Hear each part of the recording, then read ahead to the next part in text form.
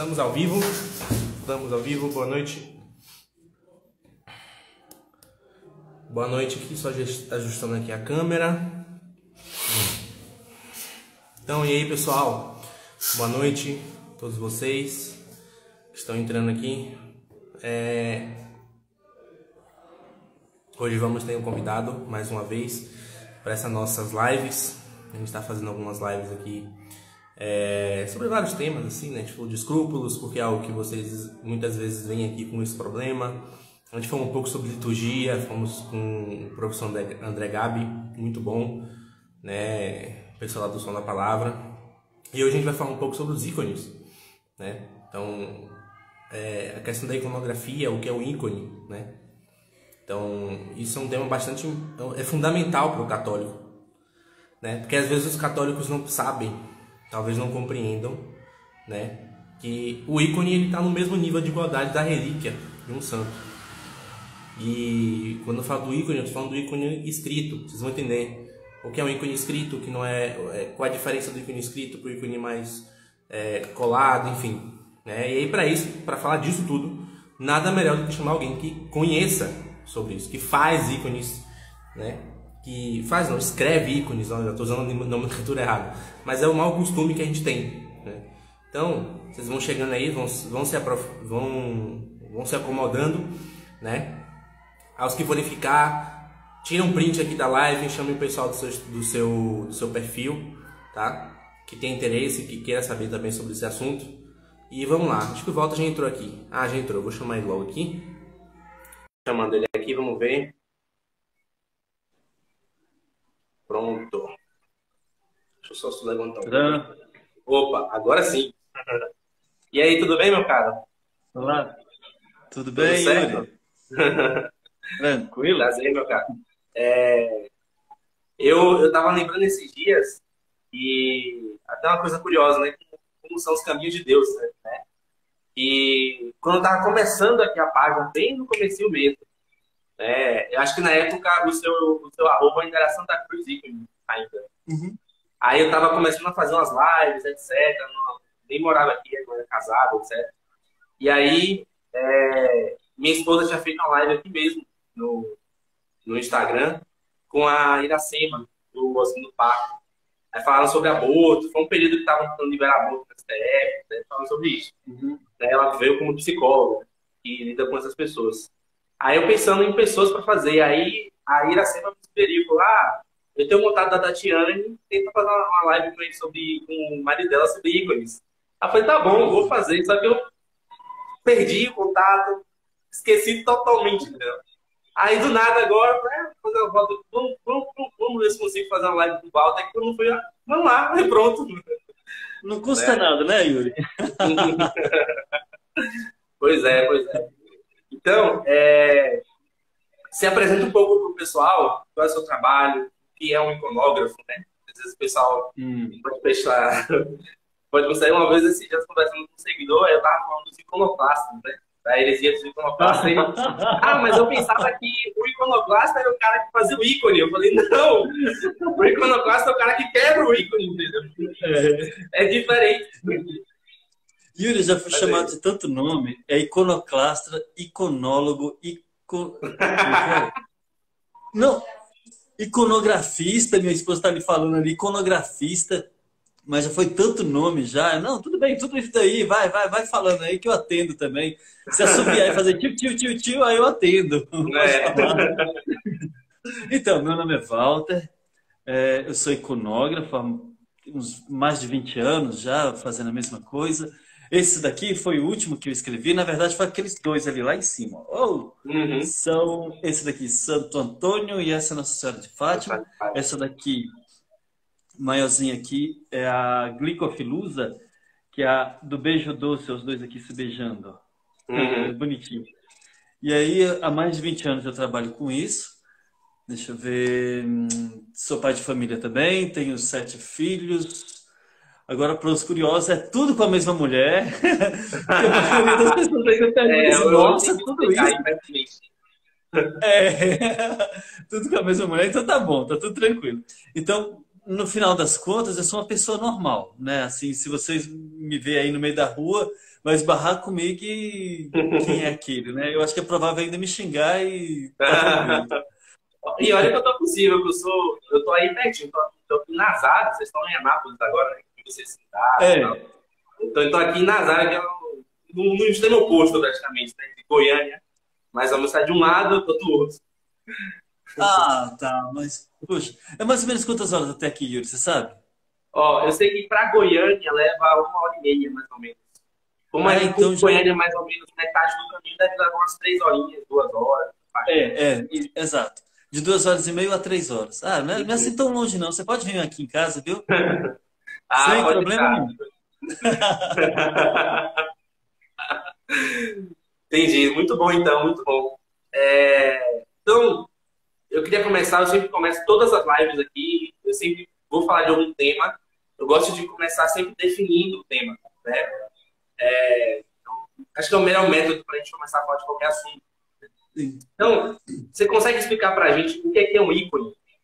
Porque eu, Eu por vou. exemplo, quando eu me converti, aí aquele católico, não conhece muito, aí fica naquela coisa de imagem, etc.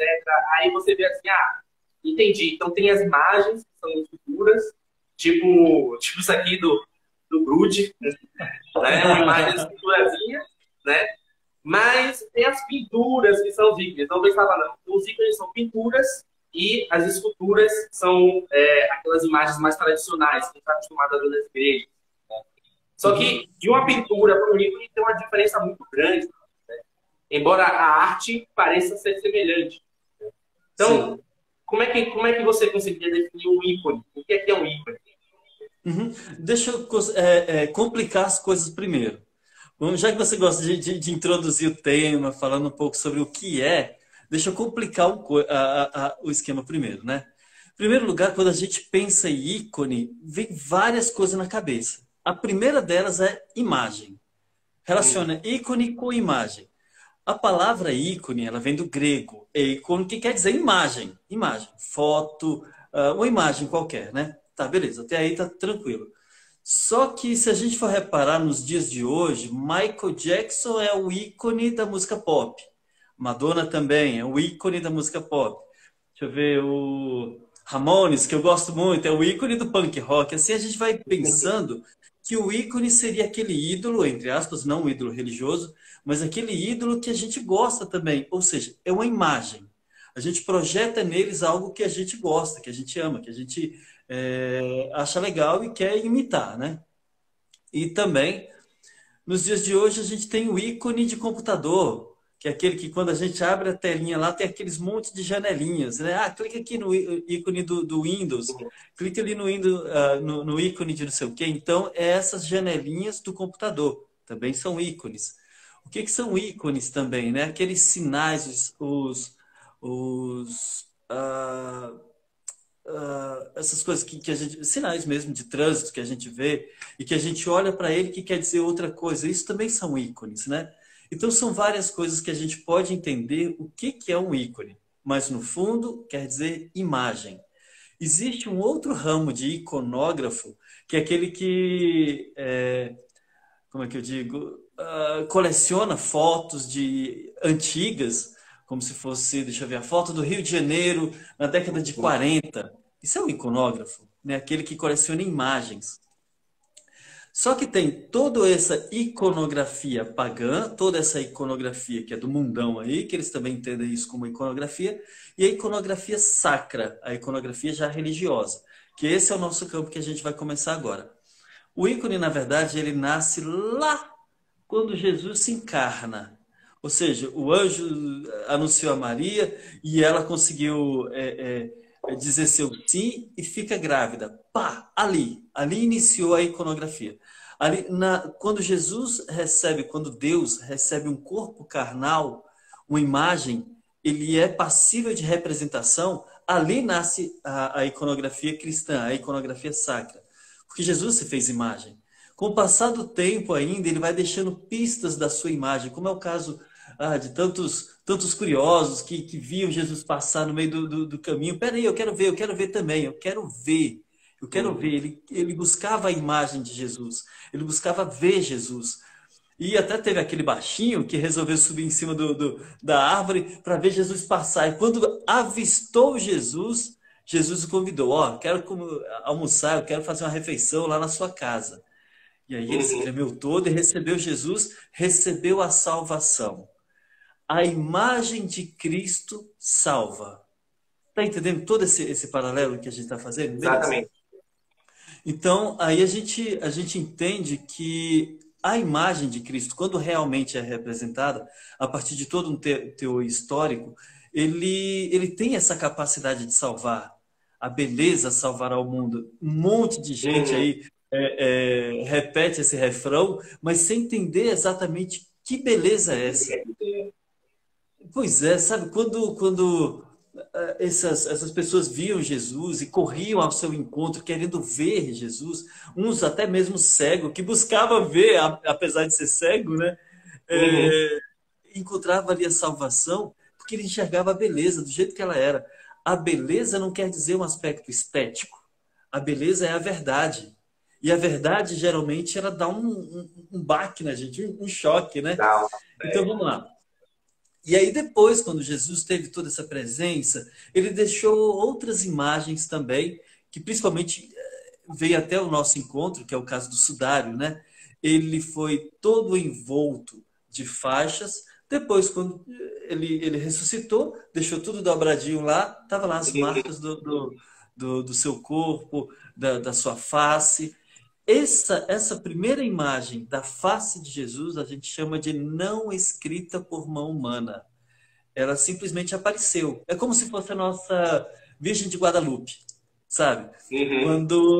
Do mesmo jeito que ela apareceu, Yuri, putz, a qualquer momento ela pode desaparecer, sabe? Do mesmo jeito que ela aparece, de uma maneira totalmente milagrosa, a gente fica estupefato diante desse tão grande fato, né? Um milagraço aí, como dizia o Padre Quevedo. E ao mesmo tempo ele pode sumir, né? Então também Jesus se apresenta em uma imagem não esculpida. Aí é que está o negócio. Não foi esculpida. Foi impressa em um tecido. Ela foi pintada. Ela foi pintada com um divino artífice que é Deus, né? E a partir de então vieram outras representações lá nas catacumbas de Santa Priscila, Santa Domitila e tantos outros santos ali. As catacumbas, eles não tinham a noção ainda litúrgica da coisa, né? Eles entravam lá, os escondidos, né? Os que iam lá como se fosse fugido, né? Porque até então era para local de enterrar mortos, cristãos mortos, né? Mas depois foi começando a tomar um certo corpo litúrgico, né? Então, ali, a partir das catacumbas, a gente percebe que foi surgindo uma ligação entre liturgia e a arte sacra. Sabe? A arte começou a ser sacra, porque se estava num local que era sagrado, porque ali acontecia a liturgia, a arte era sagrada. As primeiras artes sacras cristãs, então, foram nas pinturas. A gente pega de catacumbas, depois vamos lá para os mosaicos lá da era bizantina, e aí vem os ícones, que são esses aqui, também da era bizantina, e aí foi passando. Teve aquele cisma que você conhece muito bem, muito melhor do que eu. Teve um cisma, galera foi para um lado para ortodoxo, a galera foi para o outro lado romano, ali também se dividiu a arte. A gente foi se deteriorando cada vez mais. Explico o que é esse negócio de deteriorar. É porque a gente foi perdendo a espiritualidade. Sabe, o ícone, olha aqui atrás, ele não tem aquele formato muito natural. Sabe, não parece muito gente. Ele não tem uma orelha perfeitinha, uma boca bonitinha, uns olhos tão bem feitos, naturais e até realistas. O ícone não é realista. O ícone ele tem uma transcendentalidade, né? Ela foi uma realidade transfigurada. Essa é a verdade. Ela é uma realidade transfigurada. E nessa transfiguração, ela não mostra o homem de uma natureza humana. Ele mostra mais essa natureza participante da realidade já divina. Exato. Eu vejo que o ícone, ele é como um santo, né? Ou seja, o santo, ele tem aquela... Geralmente, quando a pessoa se converte, ela tem contato com a vida dos santos, a primeira impressão que ela tem é assim, esse cara aqui não é normal, esse sujeito não é normal, é diferente, não é igual a todo mundo. E o santo, ele tem essa característica de mostrar, de revelar a nós a face de Deus. Ele tem uma experiência interior viva de Deus muito grande. E ele revela aquilo ali de uma forma muito intensa. De tal forma que as pessoas que encontram-se com um santo, né, elas têm ou uma experiência muito intensa da misericórdia divina, ou uma experiência muito intensa da justiça divina. É por isso que os caras chegam e falam, vamos matar esse cara aqui. Ou então, não, vamos botar esse cara no pedestal, é Deus. Né? Porque é justamente...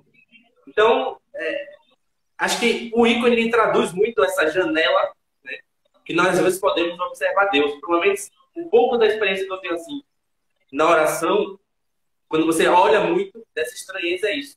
Tem momentos que parece que aquilo te acalma, te tranquiliza. Tem momentos que aquilo parece que você fica assim, caramba, né? É como se você estivesse sentindo um juízo de Deus na alma. Né? Uma espécie de sentença, não um juízo final, mas uma sentença do tipo, olha, isso aqui está te dividindo, né? Aquela espada que Jesus fala do Evangelho, né? Que vem para trazer a espada. Eu acho que essa é a diferença. Eu não entendia, eu olhava assim no começo, uns negócios estranhos demais, né? O nariz pequeno, grande, às vezes a cabeça meio torta. Assim. Mas quando você para ver, aquilo te dá uma sensação, assim, uma percepção, né, do que é a santidade, do que de fato é Deus. E talvez por isso a gente tenha perdido um pouco da espiritualidade. Porque hoje as pessoas pensam assim, o santo é só um cara legalzinho. Né? É só uma pessoa bacana, não sei o quê, não, né? Ah, eu queria ver o Padre Pio. Você ia ver, pode ser tomar um tapão dele. Você ia chegar você simplesmente não se converta, se arrependa. Né? As pessoas acham que esse encontro seria algo muito agradável. Né? Pode ser, mas não é garantido que vai ser só isso. Então, acho que é esse ponto. Mas desculpa aí, interrompi você. Pode continuar. Não, tranquilo. Vou pegar o gancho aí, já que você já está falando isso aí, eu vou pegar o gancho. Porque, de fato, a maioria dos ícones dos santos, eles se parecem muito com Jesus. Muito. Isso por quê? Porque, primeiro, é que eles só são santos porque estão imitando a Jesus. E chega a tal ponto de imitar que eles são um alter Cristo, né? Ele é um outro Cristo na Terra. Como é o caso de São Pio, que recebeu as chagas, São Francisco, São João da Cruz e tantos outros santos aí. Vamos citar todos, porque o santuário é muito grande, né? Então, eles imitaram tanto. E aí o que acontece? Essa parte daqui, deixa eu tirar o óculos. Essa parte daqui do santo, sem o cabelo e a orelha, lógico, né? Só a face do santo é idêntica ao de Cristo. Idêntica. O que vai mudar no santo e no Cristo é cabelo, orelha, às vezes muito maior, outras menorzinhas, a barba e o bigode. E aí vai, né? A roupa, tudo. Descaracterizou ele só por conta do cabelo, orelha, barba, bigode e roupa. Só isso. Porque ele precisa, né? Ele é o reflexo de Deus na Terra. Então, de fato, é isso mesmo. O santo é esse reflexo de Deus na Terra, essa face, como você falou muito bem, misericórdia e justiça de Deus, e deve estar no santo, sim. Mas, ainda continuando aí um pouco do andamento, quando eu falo da iconografia, enquanto o lado ainda litúrgico na iconografia, porque o que faz a arte ser sacra é justamente o local. Por si só, uma igreja que é celebrada a liturgia é um local sagrado. A igreja em si é um local sagrado. Por isso que existe uma polêmica muito séria com nós, a gente que é artista sacro, os arquitetos, os engenheiros, com os padres, por conta de uma coisinha que se coloca dentro da igreja. É a dificuldade maior, se tiver algum padre que eu acho que eles vão até entender. O quadro de avisos.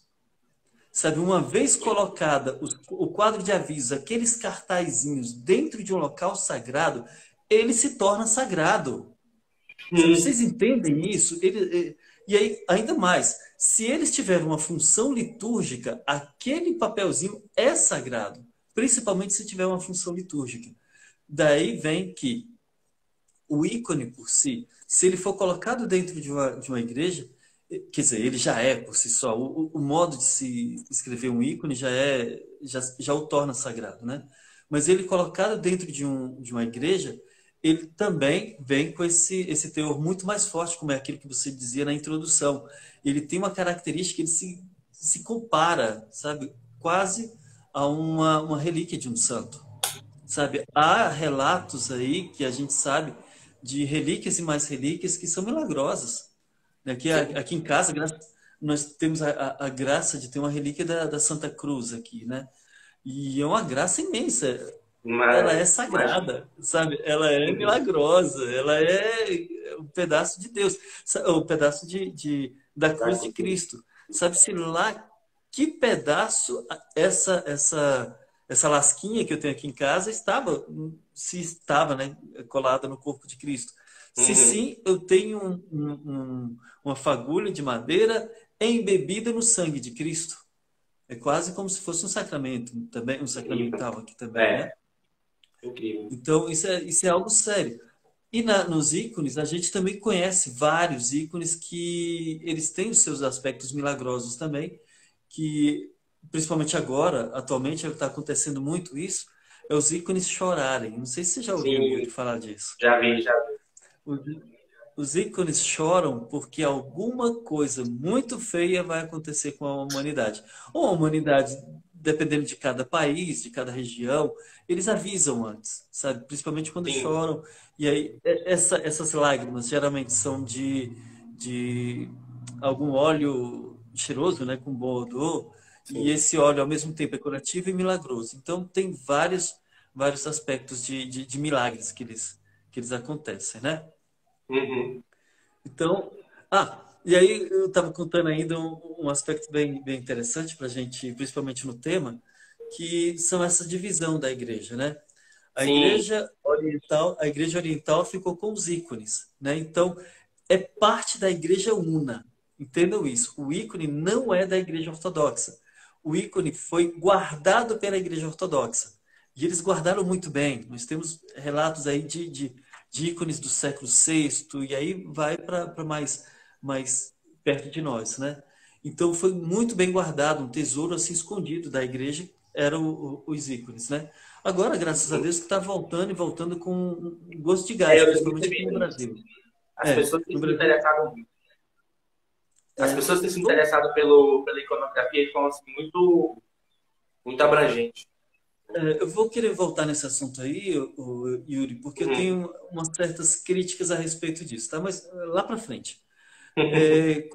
E nós, da Igreja Romana, da Igreja Ocidental, nós tivemos essa divisão entre a iconografia e as pinturas mais voltadas principalmente ao naturalismo, ao realismo das pessoas, com o renascentismo, né? Infelizmente teve essa ruptura, tirou a transcendentalidade, tirou a transfiguração da pessoa, né? Esse novo, Uhum. quer dizer, esse rosto transfigurado que tinha aqui, para colocar um rosto natural.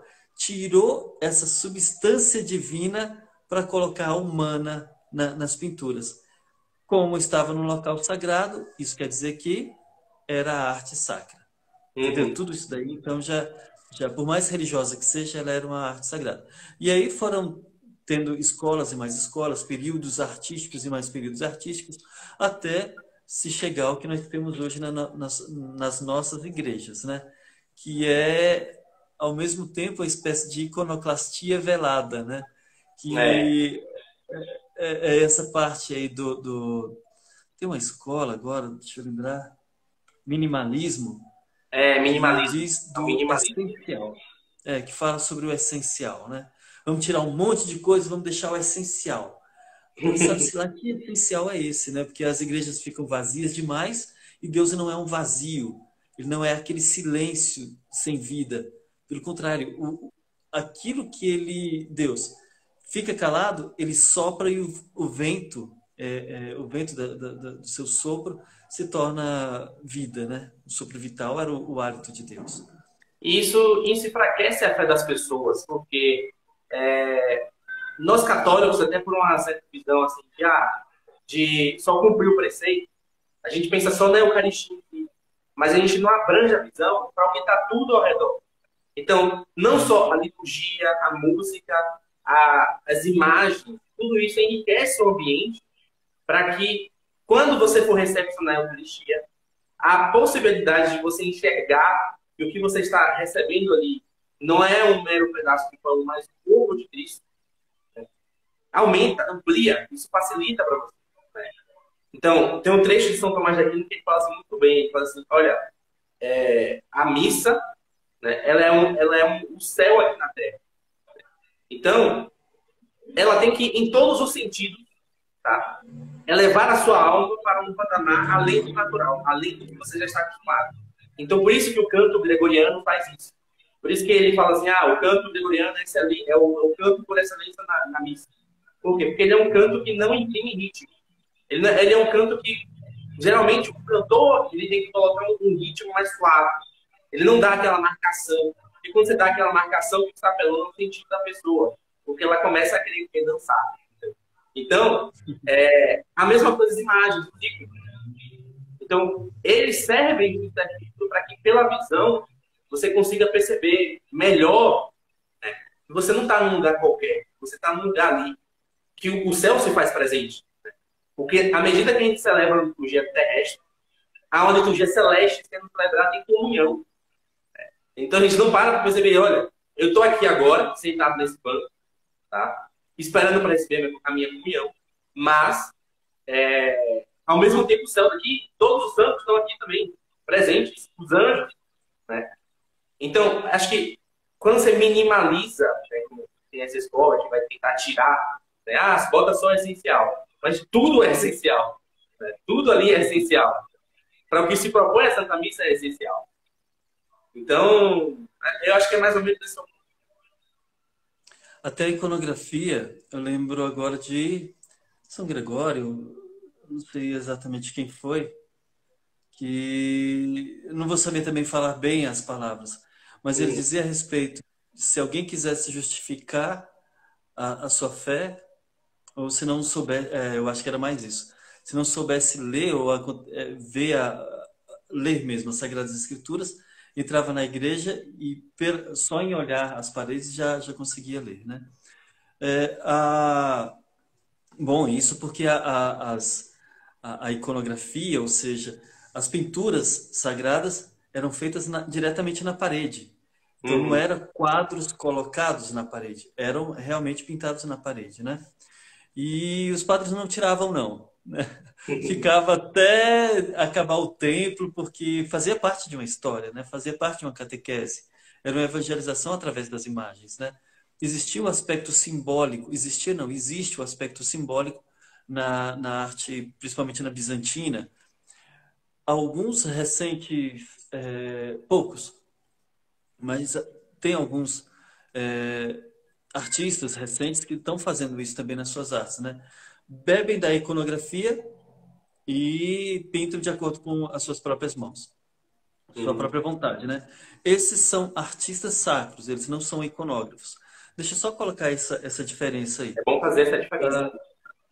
No plano assim geral, eu que sou iconógrafo, que faço esse tipo de imagem, eu sou um artista plástico. Então, eu pinto, eu sou pintor, eu sou artista plástico, pintor. Se a gente abranger não, diminuir um pouco mais, né? Isso, vamos dar uma afunilada. Eu sou um artista sacro. Dentro das artes plásticas, da pintura nas artes plásticas, eu sou um artista sacro. Então, o artista sacro é aquele que pinta imagens religiosas. Dentro da arte sacra, eu sou um iconógrafo. Todo iconógrafo é um artista plástico, ou todo iconógrafo é um artista sacro. Mas nem todo artista plástico é um iconógrafo e nem todo artista sacro é um iconógrafo. Então, o iconógrafo, já que você estava falando do canto gregoriano, o canto gregoriano,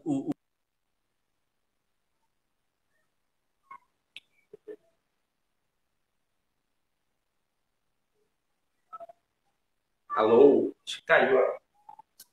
Não caiu.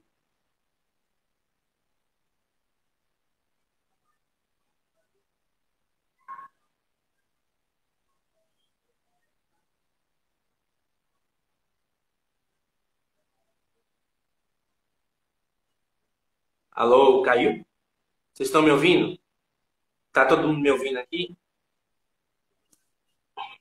Tá funcionando aqui? Ah, foi o Walter. Ah, entendi. É, deve ter caído a internet dele, daqui a pouco ele retorna novamente, né? É, mas é isso. Ah, aqui. Ele solicitou de novo para participar. Pronto.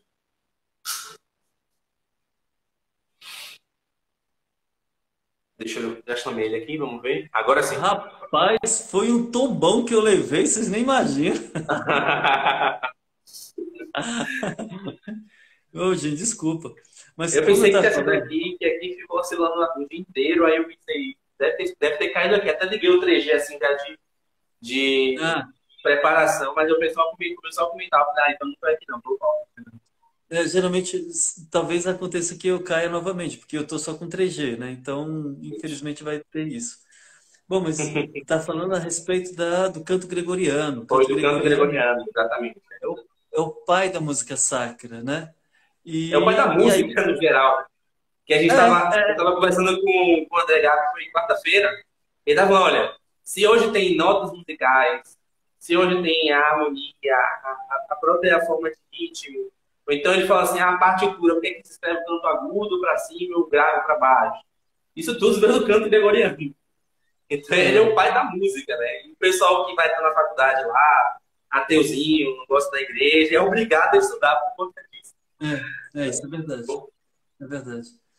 Já que ele é o pai da música, então, vamos dizer assim, a iconografia é a mãe da arte sacra. Então, existe esse paralelo também, tá? Já que a iconografia é a mãe das artes sacras, a maioria dos artistas, para ter uma noção do que é arte sacra, eles têm que voltar um pouco no tempo e beber da época bizantina. Isso é normal, sabe? O que está acontecendo hoje, infelizmente, é que muitos artistas não estão tendo esse olhar para trás, sabe? Para nossa Dançarino. fundação. Exato, exato. Porque acham que talvez, sei lá, por quê, né? A fonte de tudo isso seja a época, sei lá, renascentista, ou gótica, ou neogótica, e assim vai. Não olho para a essência, porque isso daqui, a iconografia, ele é estranho mesmo, sabe? É aquilo como você estava falando. Você Uhum. diante dele, ele te questiona, sabe? O Basso recebeu fotos dos ícones dele, dizendo ele que ele chorou. Foto. E aí ele fica pensando, poxa, eu vou receber isso na minha casa. Sabe? Eu achei isso muito interessante. Depois eu até brinquei com ele, falei, Basso, não precisa você chorar agora. Deixa na hora que você receber. Antes não. Porque ele sabe o que vai chegar na casa dele. Ele sabe como é que foi escrito, porque eu mostrei para ele. Ele sabe o que está envolvido por trás de uma iconografia. Iconografia não é só pintura, né? Como eu estava falando a Exatamente. respeito dos materiais que Jesus foi enterrado, na verdade foi crucificado. Foi crucificado numa. Deixa eu pegar aqui. Ele foi crucificado numa madeira, no madeiro da cruz. Isso aqui é feito de madeira, em madeira, na verdade, né? Ele Exatamente. foi envolvido numa faixa lá de linho. Antes da pintura, aqui, no meio aqui, antes, entre a madeira e a pintura, tem um tecido de linho, onde vai ser impressa a imagem. E depois, Jesus foi colocado, depois de morto, ele foi sepultado num local de pedra, né? Não enterrado como a gente é. E aqui é o gesso, colocado gesso e cola. Só depois dessa preparação, que totalmente é espiritual também, né? Tem sua espiritualidade, é que a gente coloca imprimado, Imagem. impresso, a pintura. Nessa pintura, assim como Jesus recebeu ao nascer ouro, incenso e mirra, o incenso a gente também usa na hora das nossas orações, enquanto Uhum. tá rezando. Muitas vezes esse incenso tem tem vários odores, muitos odores mesmo. O óleo de mirra, ou o que eu tenho ali é nardo e mirra, eu acrescento a têmpera e também o ouro está sempre colocado no ícone, né? Presente. Isso. A tinta é pintada com gema de ovo. Os pigmentos, o que dá cor aos pigmentos são naturais, é parte de ah, terra, pedra, muitos vegetais também, algumas Uhum. coisas de animais, casca de ovo. Então, toda a natureza tem que estar presente para cantar a glória de Deus. Sabe? Meio que o Salmo 150, o último, tudo que respira louva o Senhor. Então, tudo que existe nesse mundo tem que louvar o Senhor. E só louva esse Senhor pelas mãos do homem que tem essa capacidade de transformar todas essas partes da natureza em um objeto de veneração e muitas vezes até milagrosa. Então, Milagrosa. não é só uma pintura, né? Se a gente pensar que é uma pintura, eu sou artista plástico, eu posso pintar? Pinta, vai ser um ícone? Não. Ou então, se for um ícone, vai ser um ícone muito manco, sabe? Porque falta É. essa sensibilidade, as orações que a gente faz, o tempo que a gente passa debruçado em cima dele. Então, são os detalhes pequenos que é justamente esses detalhes que quem não faz tira essa alma da imagem, né? É nisso é que falta o ícone escrito e o ícone artesanato, sabe? Que é colado, uma figura Sim, sim. impressa na madeira.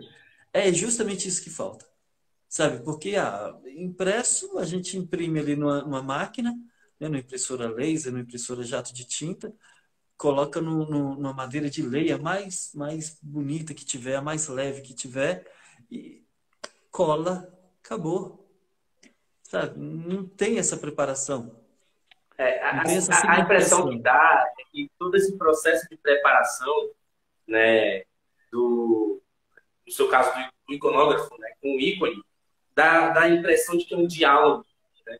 É uma forma de oração. Yuri, e Que você vai ali imprimindo aquilo que você está querendo representar naquele ícone, mas parece que, em certo sentido, o ícone também dialoga contigo, né? de tal forma Ele que eu dá acho que. essas impressões para você, pessoal. E aí, quando você Exato. mecaniza o processo que você falou, botando só a impressora, você perde essa parte do diálogo, né? A parte principal. Porque quando a pessoa vai botar o ícone para ela rezar, o que ela tem que entender é que aquele ponto da parede dela, né, é uma porta ou janela para a eternidade. E Exato. que é atestado pelos milagres que você tem em vários e vários ícones ao redor do mundo. Então, Não, não eu acho só que é pelos essa. milagres. Não só Uhum. pelos milagres, Yuri, porque como a gente falou no início, como desde o início da igreja, ela foi caminhando junto, a iconografia foi caminhando junto, a iconografia bizantina que eu estou dizendo, foi caminhando junto, Uhum. então tem aprovação de vários concílios. Tem aprovação. Yuri, me diz aí, em poucas palavras, em quantos anos de iconoclastia? De iconoclastia, você está falando da heresia? Não só da Ah, heresia, de toda aquela batalha que morreu gente pra caramba defendendo a fé, defendendo as imagens. Foram quantos anos ali? eu acho que foram 400, 500 anos dessa faixa, né? Pronto. Aí você já imagina. Se foram. Vamos colocar menos aí, vamos colocar só 100 anos. É uma geração muito grande, coisa que foi mais, tá, gente? Mas vamos pensar aí 100 anos. Mas foram 100 anos de defesa da fé, de gente matando gente, de gente destruindo as relíquias de ícones que nós temos, que nós tínhamos outrora, né? E até a gente chegar e falar, até alguém chegar, né, a igreja principalmente, falar assim: não, nós damos atestado, podem ser venerados, podem ser pintadas, porque Jesus se fez carne, e Jesus se fez imagem. Para a gente chegar nesse ponto aí, aconteceu muita coisa. Então, o fato de hoje eu existir como iconógrafo, teve muitas mortes atrás, teve muita história atrás. O que é muito Sim, curioso também, Walter, é que se você for olhar o histórico da igreja com relação a perseguições, né, você não vê. nenhum levante dos cristãos quando tem lá o Império Romano perseguindo os cristãos, culto, você vê as cartas que os representantes mandavam para os imperadores, eram sempre cartas um pouco mais amistosas, eles estavam explicando, porque os romanos não tinham compreensão do que era o cristianismo, né? Então eles começam a explicar, olha, a gente está falando que a gente está comendo a carne de um homem, mas nós não somos canibais. A gente está falando, olha, é Deus que se fez carne, está aqui presente. Eles realmente acreditavam nisso, né? Eles acreditavam assim, não, porque você chama uma pessoa de irmão lá na igreja, não havia fidelidade patrimonial. Todo mundo, né, fazia tudo com todo mundo. Entendeu? Então eles achavam que tinha um monte de confusões. E aí, os primeiros apologistas, né, na patrística, eles começam a escrever e defender, mas eles não estão pedindo assim, não, aprovem a nossa fé. Não, eles estão falando só, olha, se um cristão fizer algo errado, eu vou ser o primeiro a apoiar que ele seja condenado à morte. Só que vocês só estão condenando a gente por sermos cristãos. Isso é injusto, não faz sentido. E aí ele começa a demonstrar na vida agora. Então, não houve um avanço, um ataque. Mas quando você vê na crise da iconoclastia, ela começa com o imperador Leão III. Ele começa a derrubar e destruir as imagens. Né? Então, ela se intensifica aí. Mas foi de imediato, o pessoal começou a fazer o quê? Vamos derrubar as imagens do imperador também. Então, eles começaram a derrubar as imagens do imperador. E aí o imperador falou, não, mas isso é um traje, vocês estão me ofendendo, estão derrubando as minhas imagens. Aí, agora você entendeu o que você está fazendo aqui, entendeu? Você está entendendo agora? Então, mas o que é importante aqui é que essa defesa ativa da fé, você não teve nem quando, sacramentalmente, os cristãos poderiam morrer por receber a Eucaristia. Mas quando há um ataque das imagens, dos ícones, né, os cristãos começam a se organizar. Então, começam a derrubar as imagens. Os lugares que começam a fazer isso, eles não pagam impostos. Não vamos pagar impostos aqui. Então, foi uma batalha, como você falou, foi algo violento mesmo. Sim. Mas uma questão de defesa da fé. Se a gente quisesse inaugurar aqui algo na historiografia da igreja, poderia dizer que foi a primeira cruzada da igreja, né? Em certo ponto, porque realmente eles tinham esse espírito. Então você vê a importância que os cristãos atribuíam, né, a esse tipo de arte. A importância que eles davam a esse tipo de representação. Eles realmente viam como aquilo ali uma representação, né, uma janela, uma porta direta para a eternidade, para o paraíso.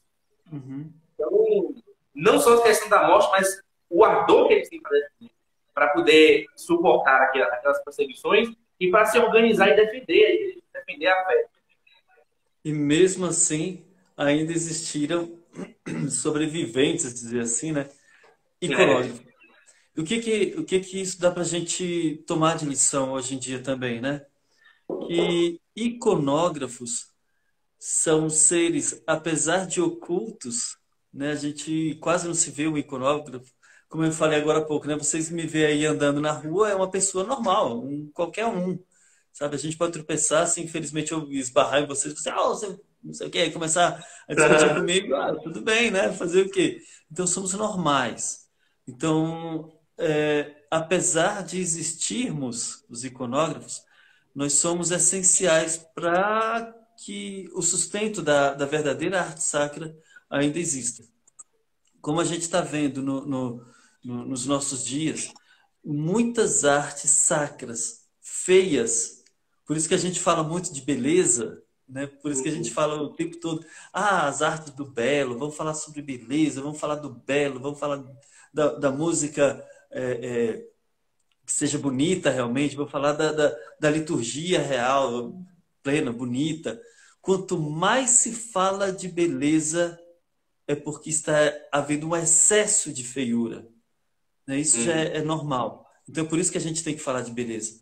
Mas, enquanto está se falando de beleza, tem que ter aqueles produtores da verdadeira beleza quieto lá no seu cantinho, sabe? Só produzindo.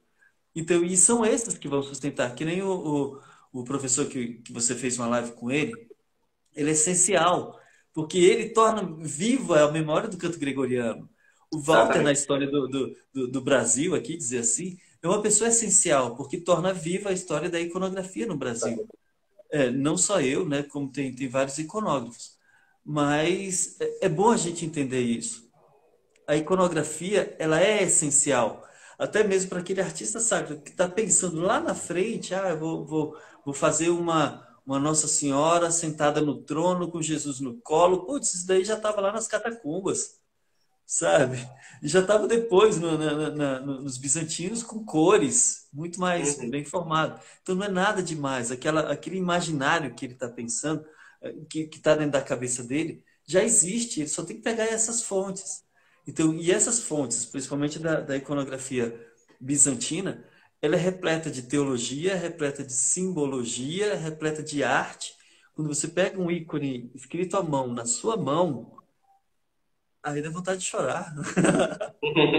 Até eu, que já estou habituado há mais de 20 anos escrevendo ícones, quando eu olho assim no final de um ícone escrito, putz, eu falo no nobis, no nome, Domini. Não a nós, Senhor, não a nós, ao vosso nome.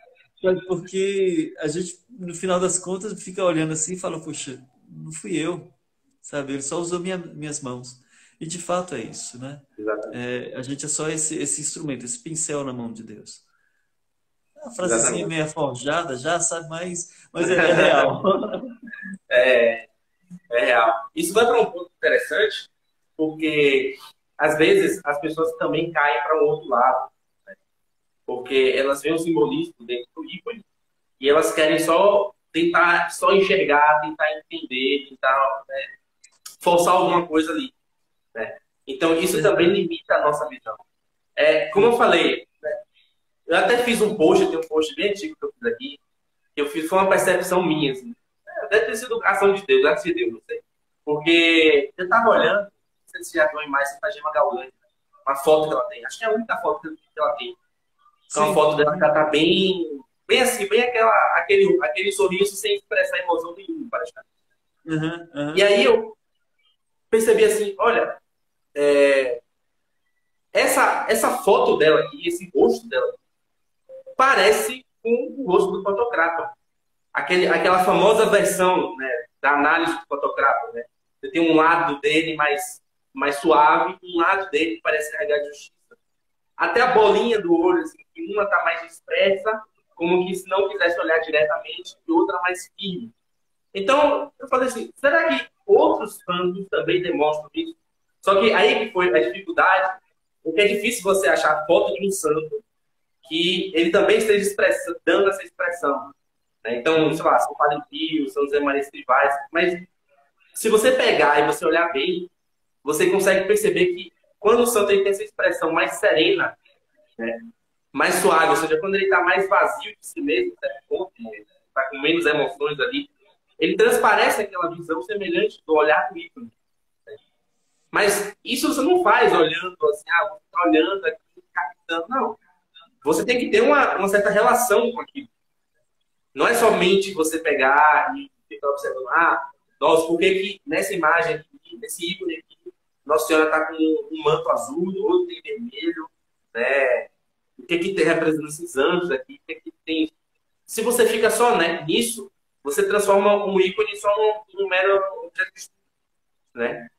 E deixa de ter o valor principal dele, a qual ele foi criado, que é a oração, que é a capacidade de você ter uma contemplação, de saber que aquele ponto ao qual você está se direcionando, em certo sentido, ele não está só ligado àquilo ali, àquela parede, mas está ligado também à ação de Deus, à abertura da ação de Deus na sua vida, né? Então, como é que como é que a gente treina esse olhar para que, se a gente quiser ter um ícone em casa, a gente consiga, né, não ficar preso só aos símbolos? Porque, até pela estranheza dele, isso força às vezes nas pessoas essa necessidade de querer só identificar os símbolos, as explicações, etc, etc. Eu acho que, em primeiro lugar, Yuri, é bom ter o ícone em casa. Seja ele qual for, se for pintado, se for impresso, é bom ter um ícone em casa. A primeira coisa é isso, tenha um ícone em casa.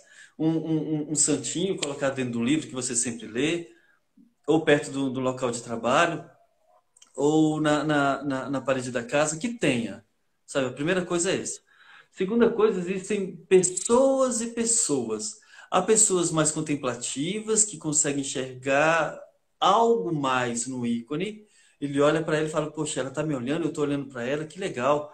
Sabe, ter esse diálogo com o ícone, conversar com uma pintura, porque no final das contas você tá conversando com um quadro, mesmo que seja mentalmente. Então, tem pessoas que já são mais contemplativas, outras não, outras são meio dada ao estudo, né? Uhum. Meio Santo Agostinho, né? Que encontra Deus através do estudo, Tarde Te Amei lá, né? Que no final das contas ele precisa entender que existe ali naquilo, na pintura, algo por trás, uma simbologia, por exemplo, uma conexão com a Sagrada Escritura e com a fé católica. Então ele pode fazer um estudo daquilo ali e se deparar com a beleza de Deus. Uhum. Entendi. Então, como é o caso de um rapaz, hoje ele é fundador de uma comunidade, não digo nem comunidade, de um movimento, é de um movimento lá no Rio de Janeiro, e ele dá palestras Brasil afora, agora com essa pandemia toda não pode, né? Mas ele dá palestras falando sobre ícones. Porque ele encontrou a Deus, teve uma experiência com Deus através do ícone. Mas ele não sabe assim contemplar. Ele sabe falar da simbologia. E sabe que aquilo Uhum. ali, ele tem uma presença muito forte de Deus nele. E aí, uma vez ele me contando que ele teve uma presença forte de Deus no ícone, porque ele entendeu que aquilo dali tudo é um código de cânones. Né? Não é só uma pintura qualquer, é uma reunião de cânones que está impresso de uma maneira artística. Quando ele entendeu isso, ele falou, putz, que lindo, sabe? Parece que abriu o terceiro olho assim, na testa dele, assim, foi maravilhoso. E já outros não, outros eles precisam somente ter aquele parar e contemplar. Mas como é que a gente contempla o ícone, já que a gente tem isso nas nossas casas, né? Olha para os olhos do ícone e cale. Só. Sabe? Olha para os olhos. É Nossa Senhora, é a Theotokos que está representado. Olha no olho dela.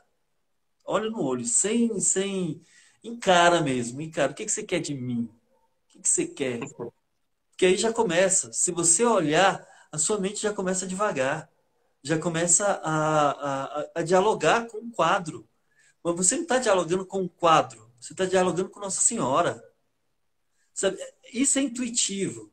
Então, se você puder... Cara, eu tenho uma foto, eu acho que está no Instagram, de um monge budista contemplando um ícone da Theotokos. Lindo aquela cena. Sabe, eu deixo lá, eu acho que eu nem escrevi muita coisa lá na, nos comentários lá, enfim. Mas eu acho muito bonito aquilo, porque parando diante de uma imagem, principalmente de um ícone, ele questiona. A gente começa a ter um diálogo sem querer. E nesse diálogo nós temos um questionamentos que nos impõe uma resposta. Sabe? A gente vai responder para quem? Para mim mesmo? Não, é para Deus que está te questionando no momento. Ah, mas por que o olho de Nossa Senhora é grande demais? Ops, por que eu acho que os olhos de Nossa Senhora é grande demais? Sabe? Por que eu acho que a orelha de Jesus falta um pedaço? Entende? Esses pequenos detalhes, que na verdade existem no diálogo, é que vai nos introduzindo num mistério que está muito mais além da gente. E aí é que a gente se depara com a verdade e fica meio boquiaberto, porque a verdade vem à tona, né? Uhum. Ele vira uma presença, né? Ele vira Na uma verdade, presença ali. ele é uma presença. O ícone, ele Exatamente. não. O que a gente ainda tem uma certa dificuldade. Ah, é uma coisa que você ia me perguntar. Deixa eu só tomar um golinho desse vinho aqui, porque senão.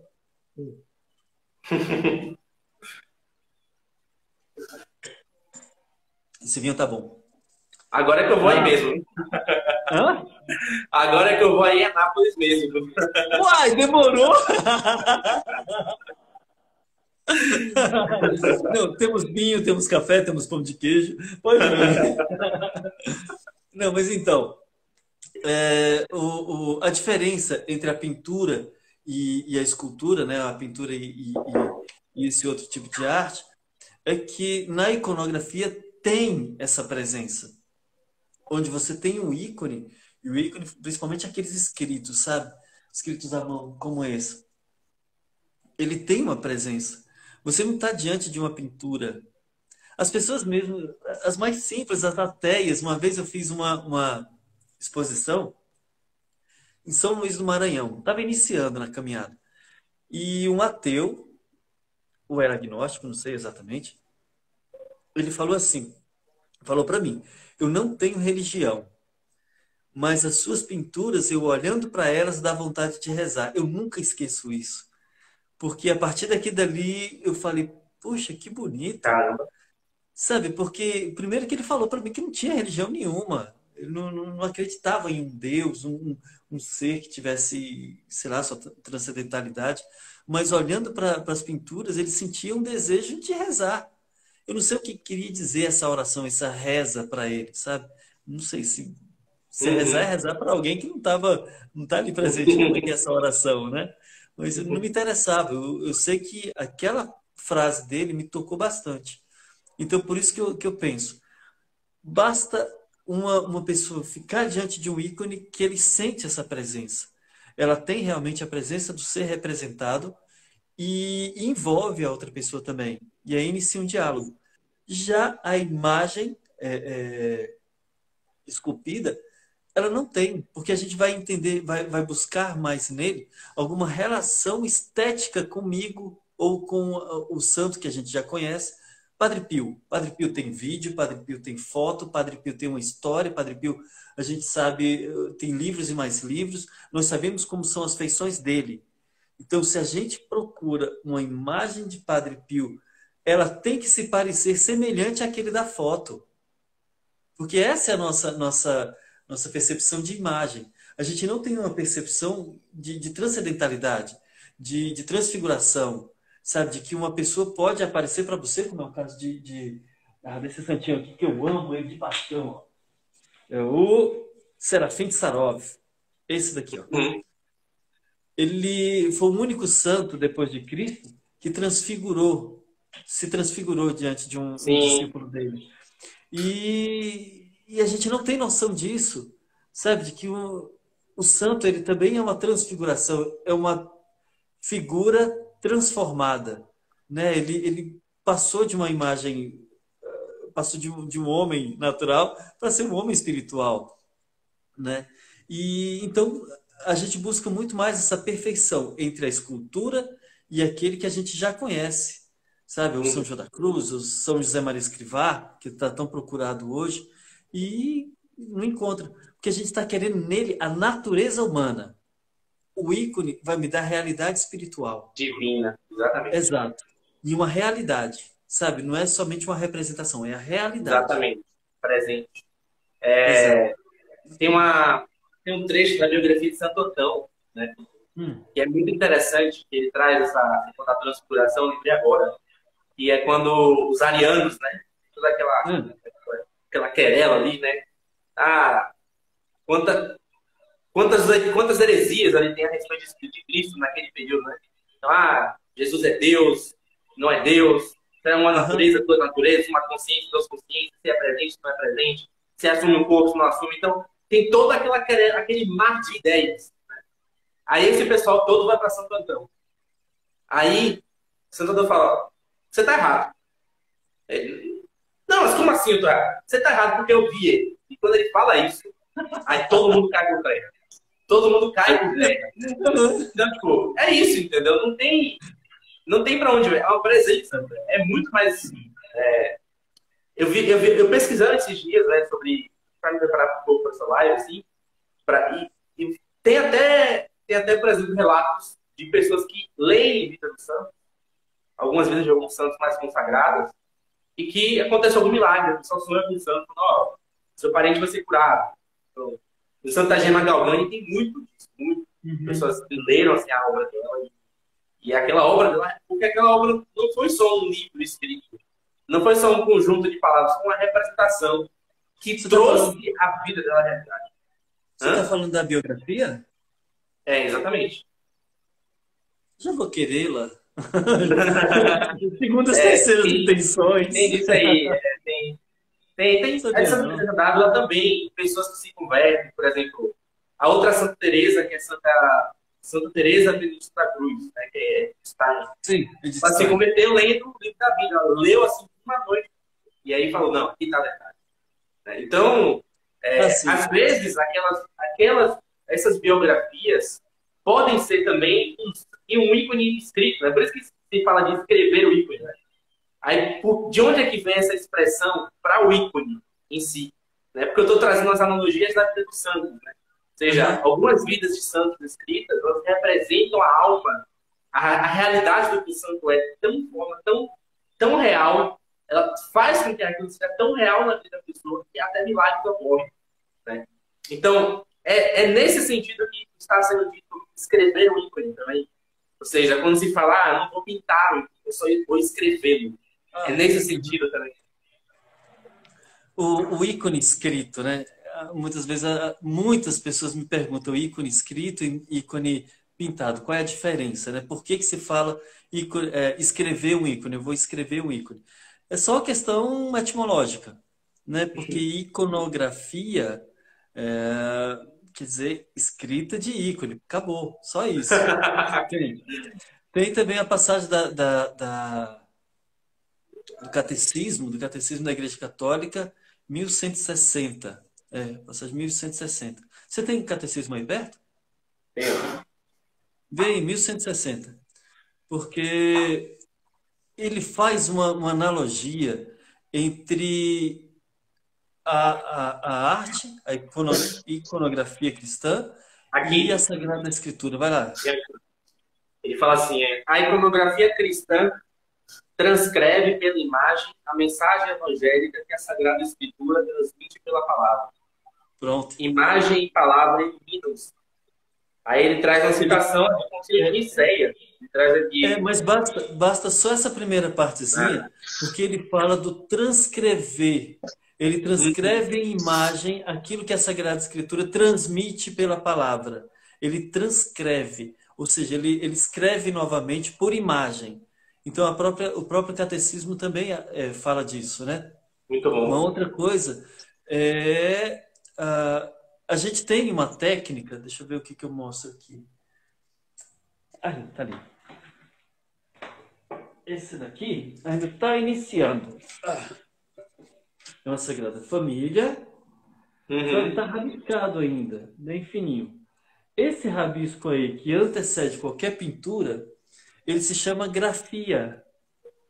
Que grafia a gente sabe que é escrita, né? A caligrafia é uma letra bonita, uma escrita bonita. Então, tem uma técnica da iconografia que também já mostra esse escrever. Mas, de maneira técnica, é uma pintura. A gente está pintando, estamos passando pincel com tinta lá, é pintura. Do mesmo jeito que a gente faz na parede, pega um pincel e vai pintar, é pintura. A técnica é pintura, o elemento espiritual, o elemento teológico é escritura. Entendeu agora? Por isso que eu falei dos cânones. A iconografia é um conjunto de cânone em imagem. E, de fato, é um monte de regras em imagem.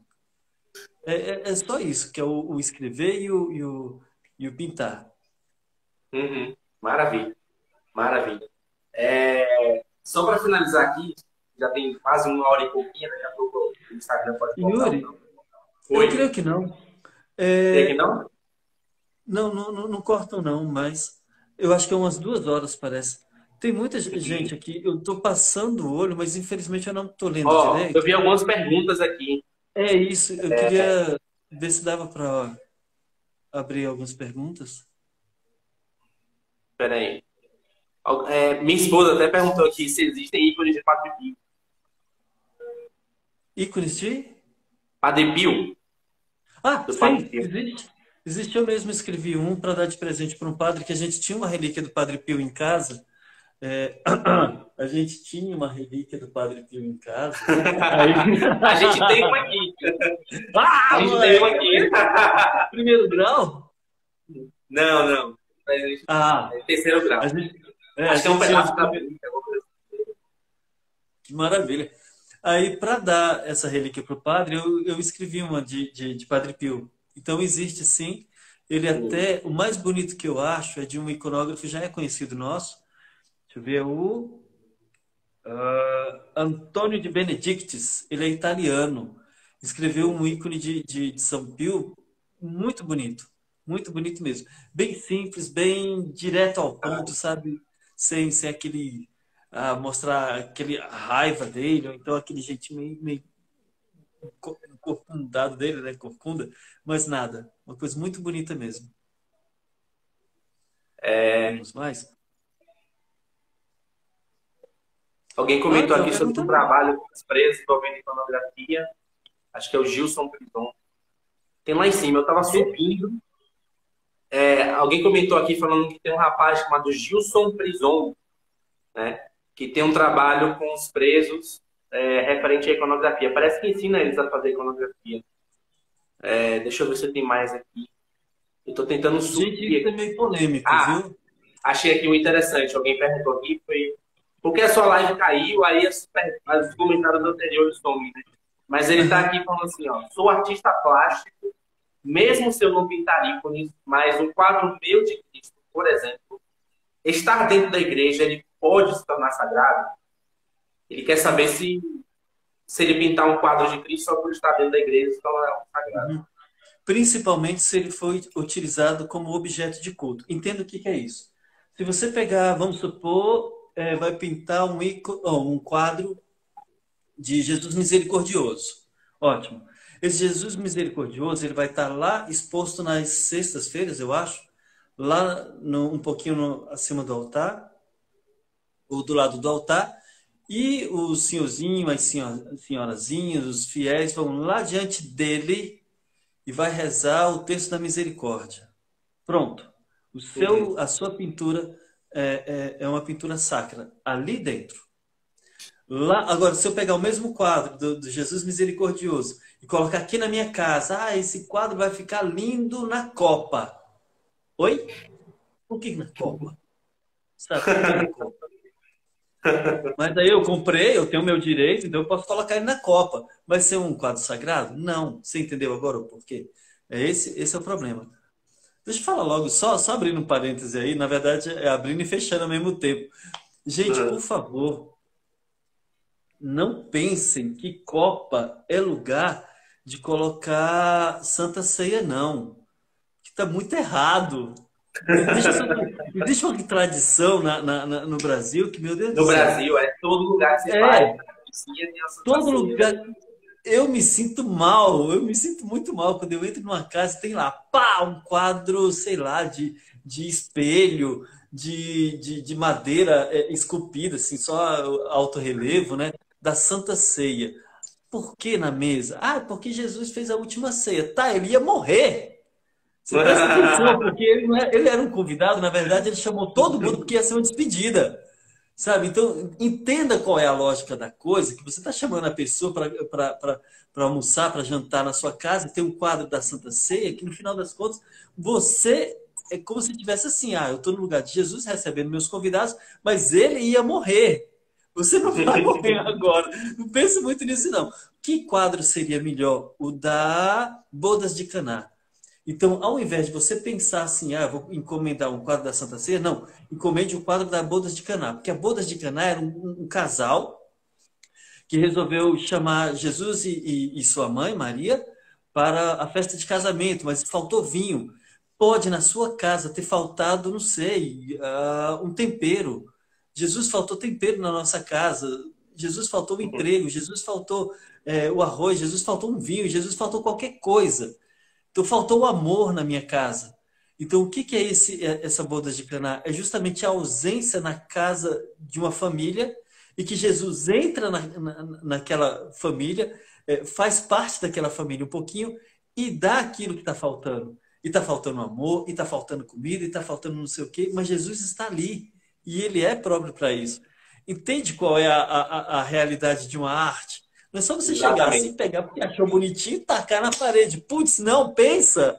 Tá bom? Pensa na coisa. Tenta adequar a realidade qual você quer. É verdade. A realidade. Eu, por exemplo, aqui, mais ou menos tem esses estudos, né? Tem vários livros aqui atrás. E aí, no canto, tem mais automagia aqui, né? Hã? Então, é para lembrar o que é um estudo sério, né? O que é você estudar seriamente alguma coisa. Porque quando eu Uhum. leio, eu olho e repita isso.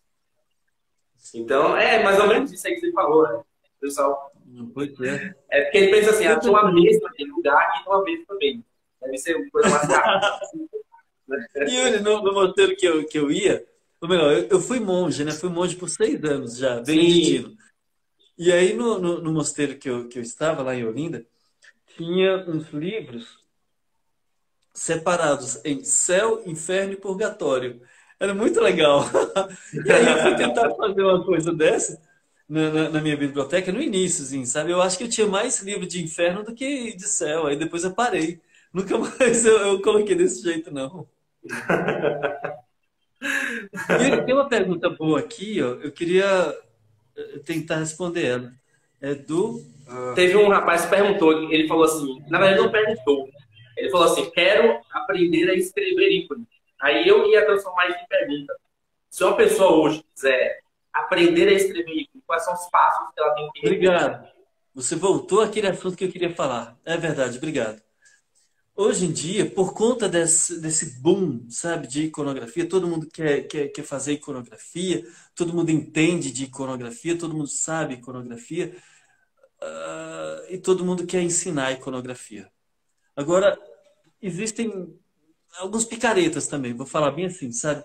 Que se dizem iconógrafo, se dizem mestre iconógrafo, se tomem ensinar. E não é bem assim não, tá, gente? Não vai metendo as caras aí querendo aprender de qualquer forma, porque não é legal. Então, pega primeiro os iconógrafos já experimentados, já experientes, que já têm longas datas aí de profissão, vamos dizer assim, e prestem atenção mais nos ícones dos alunos e não dele. Porque ele também, ele já foi aluno. Ele pode mostrar muito bem aquele ícone que ele escreveu com o mestre lá da Itália, lá da Rússia. Porque os mestres, eles têm que estar em cima do aluno. Sabe, o tempo todo, em cima, em cima. Se alguma coisa estiver errado, o nome dele vai estar envolvido naquilo, sabe? Então, procura os ícones dos alunos e não dos mestres. Segundo, é, veja se tem espiritualidade. Então, na verdade, é o terceiro, né? O primeiro, longas datas de experiência. Segundo, olhem os ícones dos alunos daquele mestre que você está procurando. E terceiro, espiritualidade. Se reza nesse curso. Sabe, se reza mesmo. Porque no final das contas, o mestre ele vai incentivar as pessoas a rezarem. Se vai rezar ou se não, depende mais da pessoa. Porque eles vão estar todo mundo em silêncio, né? Então, tem muitos. Quer ver? Eu mesmo recomendo dois iconógrafos no Brasil que, na verdade, moram em São Paulo. Padre Almir Flávio Comparim, esse eu só sei do perfil do Facebook, que é escrito isso mesmo, Almir Flávio Comparim, e Padre Dimitrios, também de São Paulo. Padre Dimitrios é da igreja Melquita, e o Almir Flávio, ele é pároco de uma igreja lá, que não lembro qual é agora. Os dois têm Uhum. Facebook, então pode entrar em contato com eles pelo Facebook. E eu estou lançando agora, mês que vem, um curso de iconografia, mas infelizmente eu acho que já encerrou as inscrições. Mas vou abrir de novo para o próximo semestre. Então, um no primeiro e outro no segundo semestre. O segundo semestre eu ainda vou divulgar. E eu acho muito bom porque a gente faz em retiro. Sabe, um momento assim de retiro, só você, sua pintura, o mestre, Deus e os seus demônios. Porque eles vêm à tona. Vem, isso não é bom. Então, o que eu indico são esses, porque eu também conheço poucos bons mestres no Brasil. Repito, tem muitos mestres, mas eu particularmente conheço poucos bons mestres. Então, mas tem uma pergunta aqui. Existem dois tipos de pintura das imagens, ícone e afresco. Eu acho que no final das contas eu também queria transformar esse daqui em pergunta. Pronto. Se existe uma certa diferença entre afresco e os ícones. Os ícones, gente, eles são pintados ou escritos, como queiram, em madeira. sabe? Madeira revestida de tela com um estuco de gesso e cola. E aí, gente, olha só, alguém comentou uma coisa aqui que eu queria falar da Maria Fonseca, mas depois eu falo sobre ela. Existe o afresco que é direto no reboco, mas não um reboco qualquer, um reboco fresco. Rebocou, tô lá pintando. Secou, Uhum. eu já devo ter pintado aquilo que eu tinha em mente. Então eu faço pinturas pequenas, mais ou menos do tamanho desse quadro aqui, Sim. só um rebocozinho branco, que é um reboco de cal, não é de cimento mesmo, é cal. E aí pinta enquanto estiver fresco, depois vamos para outro bloco, pinta enquanto estiver fresco. É assim que funciona o afresco, tá? E a iconografia, ele é pintado no gesso, duro mesmo, já seco, e ele só vai secar. Esse daqui eu terminei anteontem, ele só vai secar depois daqui a 3 meses. Então ele vai ficar aqui em casa mais um tempo, né? Leva muito tempo. É. Mas ele já está finalizado. Ele só vai demorar Uhum. a secar. Então é isso. Maria Fonseca é uma amicíssima minha. Alguém comentou sobre a Maria Fonseca, a pintora É, Maria Fonseca. Maria Fonseca não nem é iconógrafa, nem é afresquista, não, tá? Ela faz pintura direto no reboco a seco. O reboco é seco. Ela usa tinta à base de cola cascorês, essa escolar, né? E pigmento natural. Ela se diz a iconógrafa, mas ela fez uns cursozinhos apenas. Mas ela é uma grande artista, viu? Uhum. A moça comentou aqui sobre os mosaicos. Era uma pergunta também que eu pensei. Qual é a diferença disso aí para os mosaicos? Né? Do ícone para aqueles ícones feitos em mosaicos. Né? Só Então, por técnica. exemplo, não sei se você já viu aquele filme de Santo Agostinho, um que tem no YouTube, Declínio do Império Romano. É muito bom porque a pessoa que fez o filme ela fez bem feito. Quando Santo Agostinho chega, ele ainda não é convertido, ele vai encontrar Santo Ambrósio. E aí, na paróquia de Santo Ambrósio está instalado, está havendo uma reformazinha. E aí o pessoal está colocando um mosaico de Bíblia. Tá? E aí o autor, o diretor, deixa bem claro, no momento que ele está na conversão dele, que coloca todo o cenário, está deitado, e aí ele começa a recitar as cartas de São Paulo, etc., vai se terminando o mosaico. De tal forma que quando termina a última frase dele, e ele vai se decidir, ele vem para a igreja para se batizar, ele olha para cima o mosaico na mão. Caramba, que massa! Muito bom isso, velho. Muito bom, muito bom. Eu assisti umas 5 ou 6 vezes esse filme e só percebi, acho que uma das últimas. Comecei a ver, Os de- rapaz, esse negócio aqui está começando no período da conversão dele, né? E aí tá só aquela coisa mais obscura, você não sabe o que é que está sendo feito ali. E quando chega no final, que ele está se convertendo, o ícone está todo pronto. Né? E aí ele já chega para se batizar e ele olha pro ícone. Assim. Então achei, claro, não sei se é algo real, se é apócrifo essa história, mas o diretor fez tem uma sacada genial. É bem significativo, né? Exatamente. Eu estava conversando com não sei se você conhece, a Ziza Fernandes. Uhum. Conhece? Uma grande cantora católica, uma amicíssima minha. E ela é mosaicista, além de cantora, né? Uhum. E é musicista e mosaicista, né? As Uhum. duas coisas, O né? pessoal. E ela estava me falando a respeito do mosaico que ela estava fazendo agora, né? De pedra, uma medalha de São Bento bem bonita, né? Grande. Aí ela falou, Walter, isso daqui sou eu, ó. É igualzinho a mim. Eu sou teimosa, eu sou dura. Jesus tem que, parece que, me quebrar todinha aqui, ó, para me fazer encacos, encaixar no lugar certo. É mais ou menos essa foi a sacada do diretor, sabia? Porque se ele pensar, quer dizer, ele pensou muito bem, na real, né? Se existia um tempo antes da conversão e alguém começando a quebrar os caquinhos lá dos mosaicos, era mais ou menos essa forma de, ó, eu tenho que tirar, Exatamente. quebrar esse coração duro, sabe? Para fazer uma nova pessoa. E no final, quando ele já foi batizar, já estava tudo pronto, era o processo de conversão, né? Então foi mais ou menos essa igualdade com a Ziza também. Mas o ícone mosaico e o ícone escrito na madeira é só técnica. A Só até. teologia é a mesma. A teologia é a mesma. O desenho em si é o mesmo. Você pode ver que as imagens são as mesmas. A gente que é iconógrafo pega os mosaicos como fonte.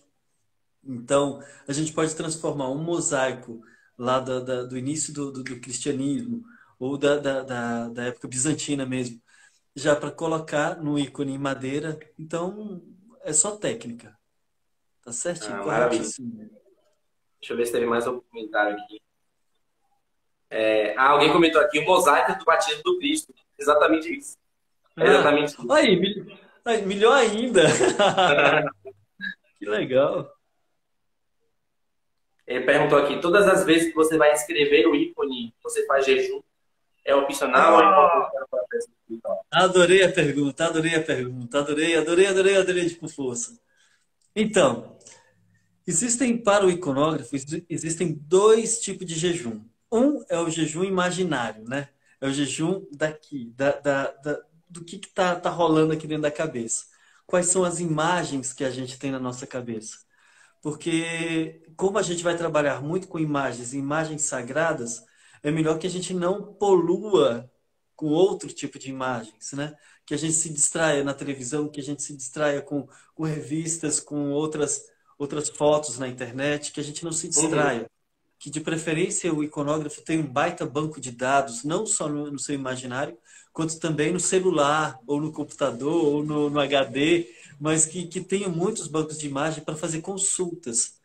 Porque mesmo que a gente não tenha o modelo em mãos, a gente consegue, pelo imaginário, né, pela mente, saber o que poderia estar certo e o que poderia estar errado. Isso por conta das imagens. Uhum. Então, é um jejum da visão, que a gente chama, que na verdade não seria um jejum, né? É só uma abstinência. É. E o jejum mesmo de comer existe. Existe sim, sabe? Não de todos os iconógrafos. Meu mestre mesmo, ele não jejuma, mas eu percebi que quando eu estou escrevendo um ícone e eu quero realmente que ele transpareça, que ele demonstre muito mais espiritualidade, muito mais essa janela aberta, como se fala, né? E é verdade. Uhum. Se eu fazer um sacrifício de domar meu corpo e meus impulsos através do jejum de alimento, ele fica muito melhor. Isso para mim.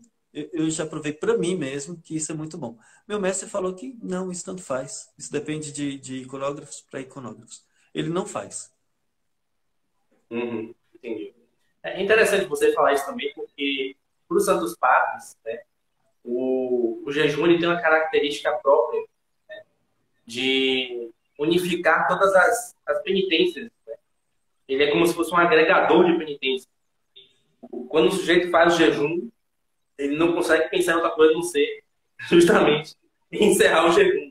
Né? Isso quando ele está buscando inicialmente. Né? Não tem nada que venha na cabeça do sujeito que ele consiga pensar assim, desvia dele. Às vezes você está fazendo e nada, um cheiro de churrasco assim, e você não mora nem, você mora na montanha, entendeu? Então, o jejum ele tem essa característica, ele tem essa característica agregadora. Ou seja, não só das suas penitências, mas é como se ele agregasse toda a força espiritual da pessoa. Né? Por isso que ele tinha essa importância, né? Vai combater os demônios, faz jejum, né? Faz o jejum do alimento, etc. Porque ajuda. Isso aí. Então, talvez Agora, tenha essa relação espiritual. eu tenho uma vantagem também para fazer jejum, porque eu não gosto muito de comer, não. Então, aí é fácil. Ai, ai. Eu imagino isso. O significado do ícone, Nossa Senhora prefere socorro. Se você quiser falar do significado de algumas coisas, por exemplo, por que alguns ícones carregam a imagem azul? Eu sei que azul tem uma certa relação com realeza. Né? Com Geralmente o o que? Com azul realeza? pelo menos eu vi alguém explicando isso uma vez. Não, o azul tem relação com a realeza, quer mostrar a realeza da pessoa. Né? Hum. Deixa eu ver se esse daqui dá para captar bem as cores. Eu vou querer baixar aqui um pouco esses comentários. Pronto, beleza. Ops, pronto. Então, vou sair aqui um pouquinho da frente. Assim dá para ver. Isso.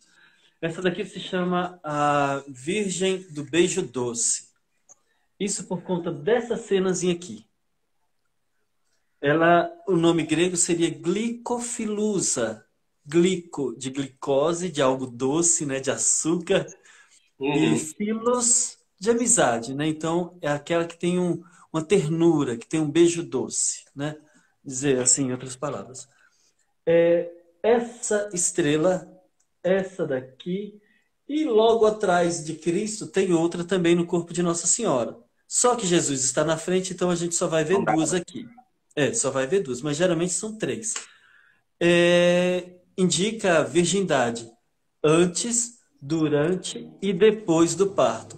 Veja que são dogmas, tá bom? São vários cânones que estão agregados aqui.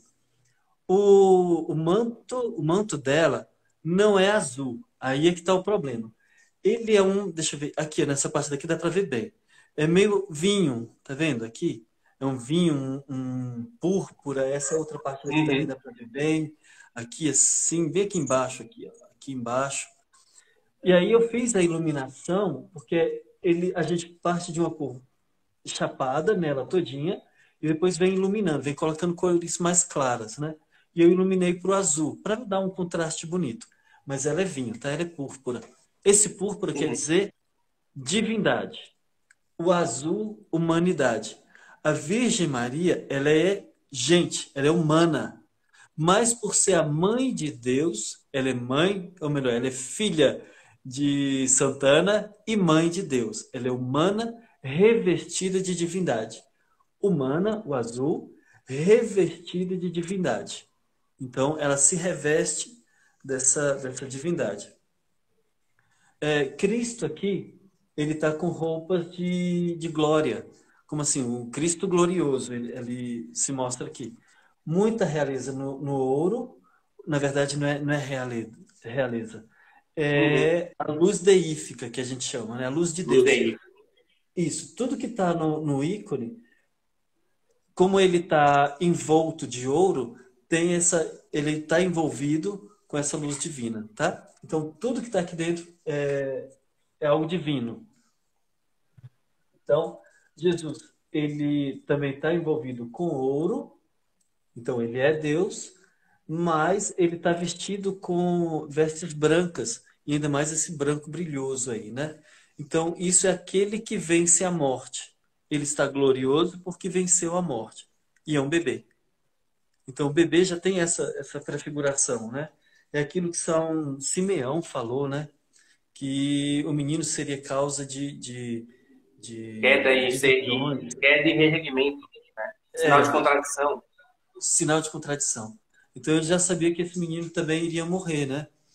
E, deixa eu ver, ela demonstra uma coisinha aqui bem particular. Essa mãozinha aqui, ela ao mesmo tempo segura o menino, muito mais perto de si, né? Com muito mais segurança, mas ela tem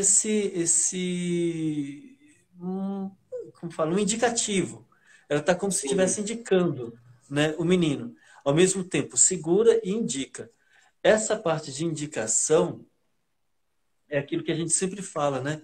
Que toda vez quando a gente reza muitas Ave-Marias, não está rezando para Nossa Senhora. Quer dizer, reza para Nossa Senhora, mas as nossas orações são entregues por ela a Deus, a mediadora de todas as graças, né? Medianeira de todas as graças. Exatamente. Isso. Então, por isso que essa mãozinha aqui, a gente olha para os olhos dela, ela recebe as nossas orações, mas devolve a Cristo, porque é a Ele. Então, tudo isso daí tem esse significado. Agora, uns detalhezinhos aqui, ó. Ops. Não vai dar não. Peraí, deixa eu tentar virar. Deixa eu mostrar aqui a bagunça aqui do ateliê primeiro, ó. Vamos mostrar para cá. Pronto. Agora dá. Em cima da cabeça de Nossa Senhora tem o Mi-Ro, é grego, é um MPzinho ali, né? Quer dizer, mãe de... Não, na verdade, mãe E aqui o teta e o ni, de Deus. Mãe de Deus. É um dos maiores títulos de Nossa Senhora. Veja que na iconografia nem se coloca Maria, não coloca Theotokos, não coloca cheia de graça, coloca Mãe de Deus. Que Maria é um nome comum lá, né? Cheia de graça poderia ser qualquer uma agraciada, né? Ou ela é Exatamente. agraciada esse, né? Mas não, ela é Mãe de Deus. É um título único dela. Aqui, Jesus Christos, Jesus Cristo, em grego. Lá em cima também em grego, tá? E aqui dentro também é grego. Aqui nessa auréola, ele tem uma cruz. Ó. Aqui é a parte de cima, que desce lá para baixo. E aqui ele corta como se fossem os braços, né? A gente chama de auréola crucífera. Só Cristo tem. Só Cristo tem. E aí tem um Rho-On ali. É o ômicron, bem aqui, o ômega aqui, e no outro braço, Nossa Senhora está na frente, né? Não dá para ver, era o Ni, é o Rho-On. Traduzindo bem rasteiramente, seria um Eu Sou. É o nome de Deus revelado a Moisés, né? Agora, mais profundo, a tradução seria o ente, aquele que tem a essência em si. Essa seria a tradução melhor, né? Mas para não falar tudo isso, as pessoas não entendem, então é melhor falar só o eu sou. Eu sou não quer dizer que não é uma coisinha tua. Eu tenho a essência. Eu sou, sabe? Para a gente precisa colocar alguma coisa depois do eu sou, né? Eu sou iconógrafo, eu sou monge, eu sou pai, eu sou alguma coisa. Jesus não, Deus não. Deus, ele é. Ele tem essa presença, ele é. Eu sou e acabou, não precisa falar mais nada. Então, basicamente, o ícone é isso daí. Tem todos esses elementos aí que é bem próprio. Deixa eu mostrar um detalhezinho aqui. Nesse outro ícone, daqui é Nossa Senhora de Fátima. Veste branco, né? O detalhe que eu quero mostrar é só isso aqui, ó. Deixa eu ver se dá para chegar bem perto. Não, tem que virar a câmera. Peraí. Deixa eu virar. De novo, dar um passeio aqui no ateliê de Walter. Deixa eu ver onde é que está o negócio. Aqui. Vamos para cá.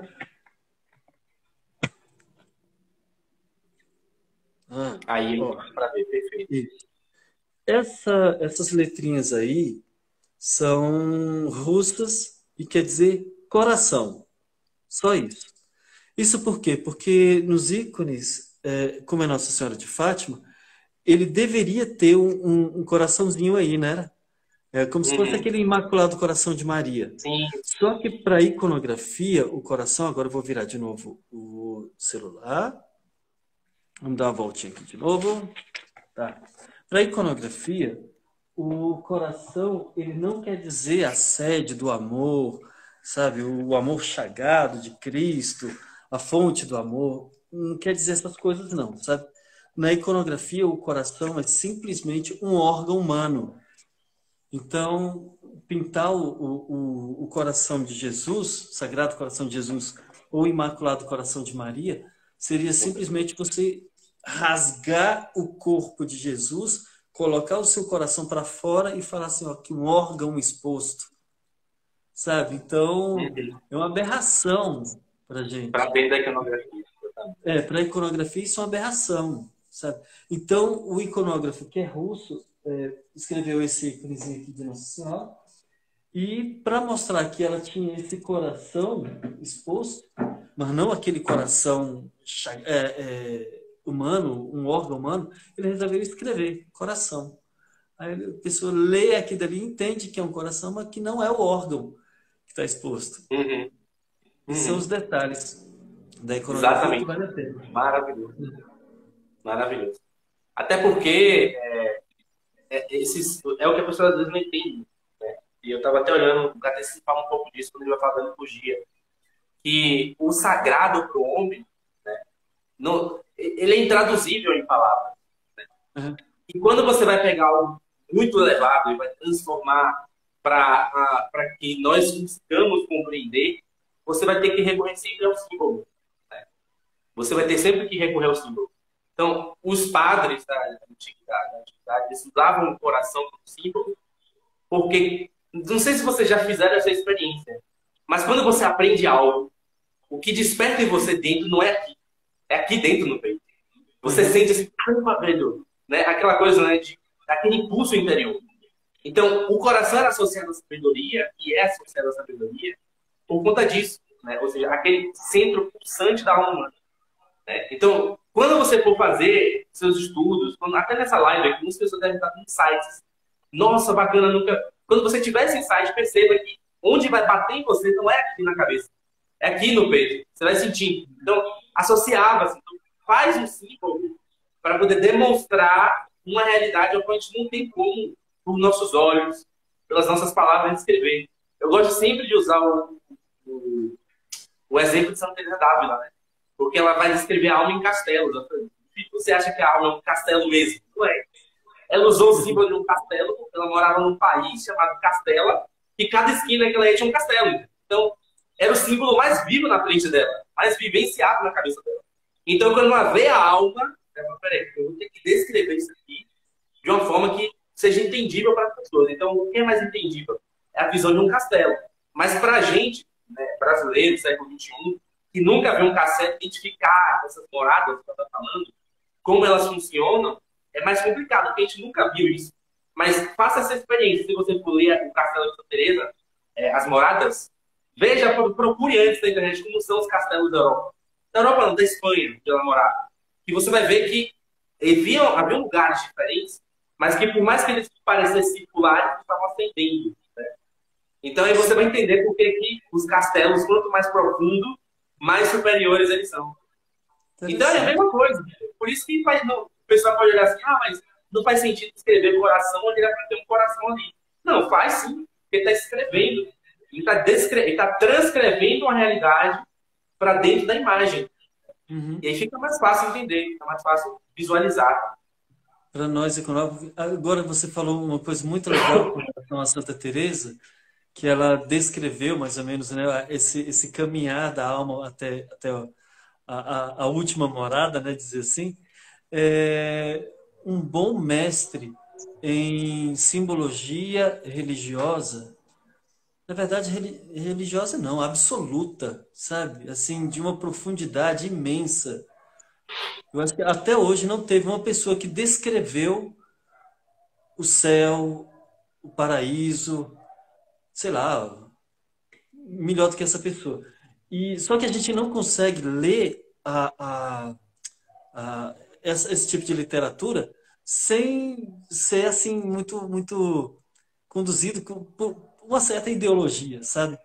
Uhum. Que todos os iconógrafos, principalmente iconógrafos, pega a Sagrada Escritura e entende que ali existe uma simbologia que é explicada lá dentro.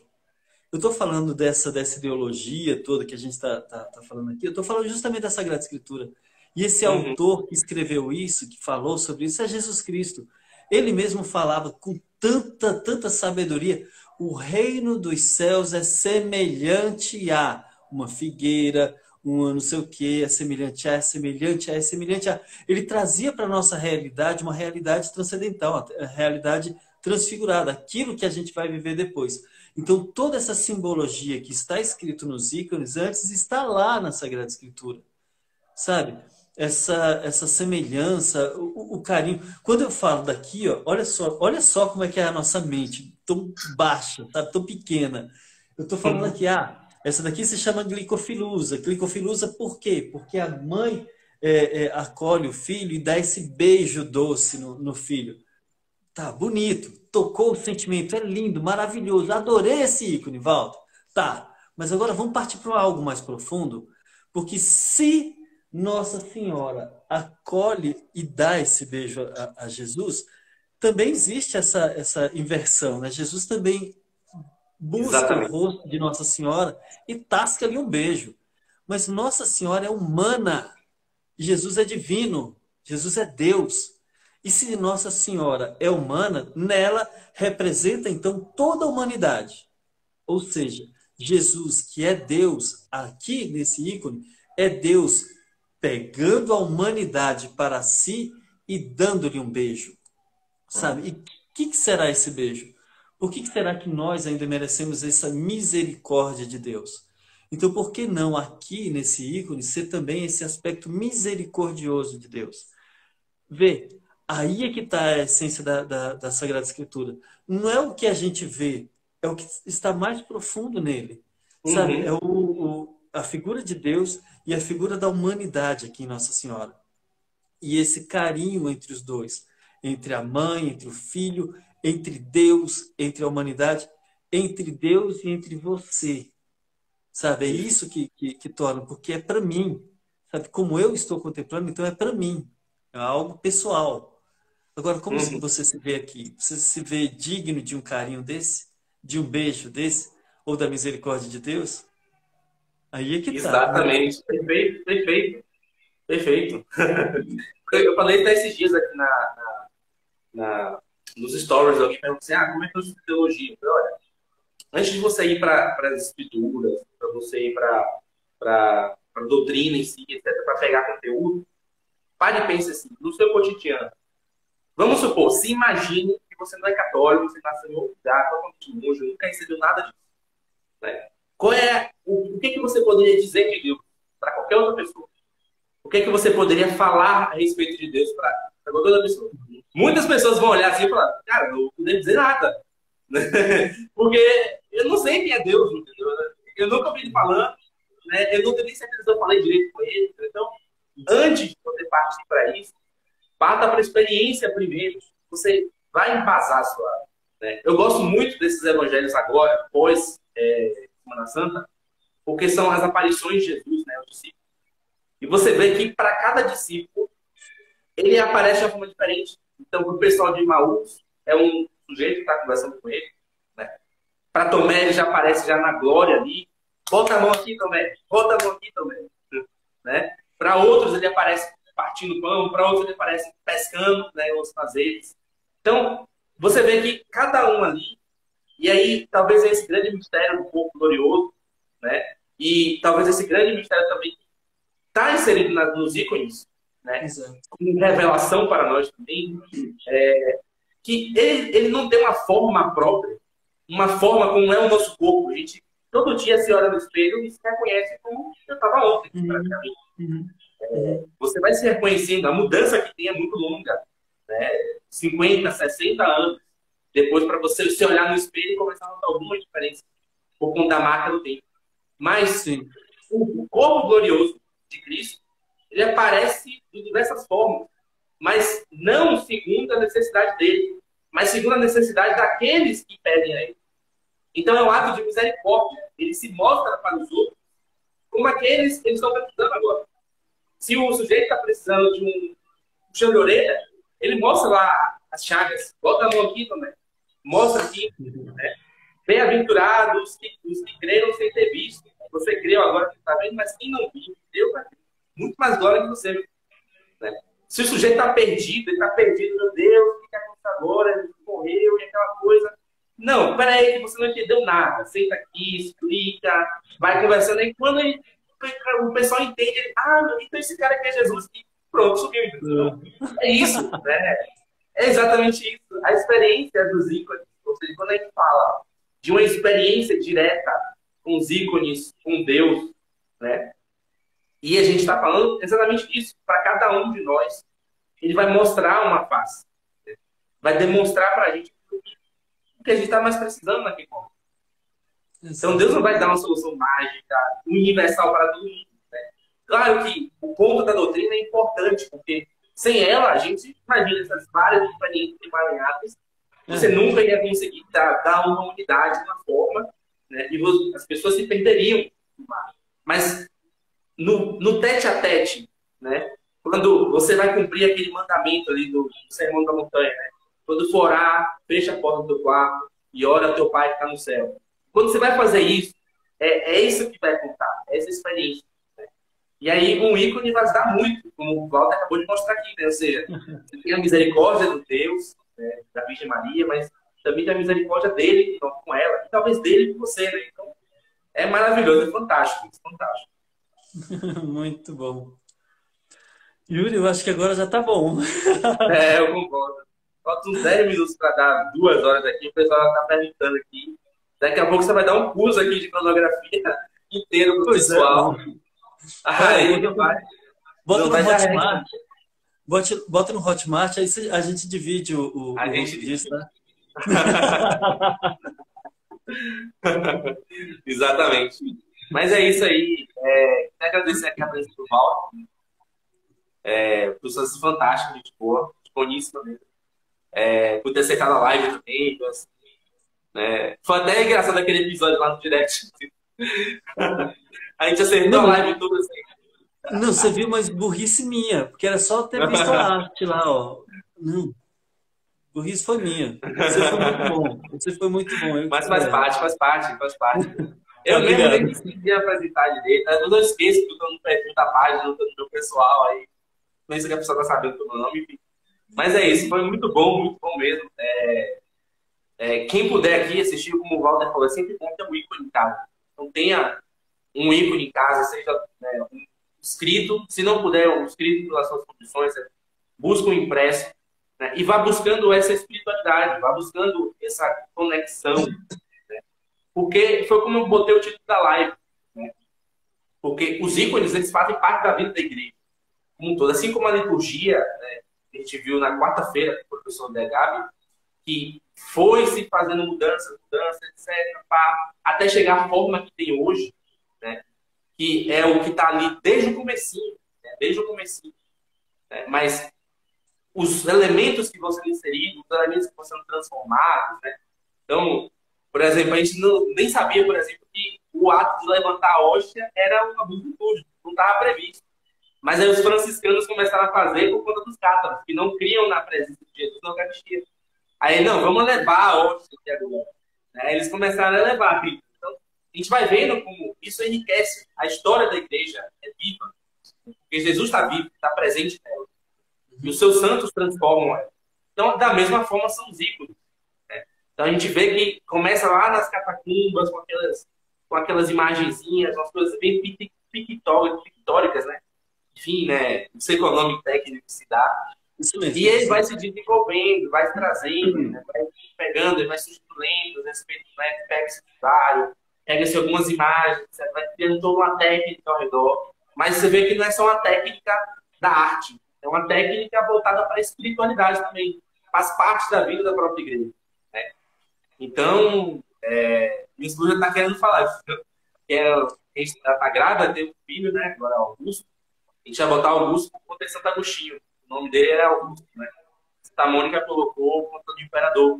E Agostinho é um apelido, né? Aí a gente botou o nome de Augusto. Ela falou, não, vou comprar um ícone de Santo Agostinho pro quarto dele. Oh, legal. Enfim.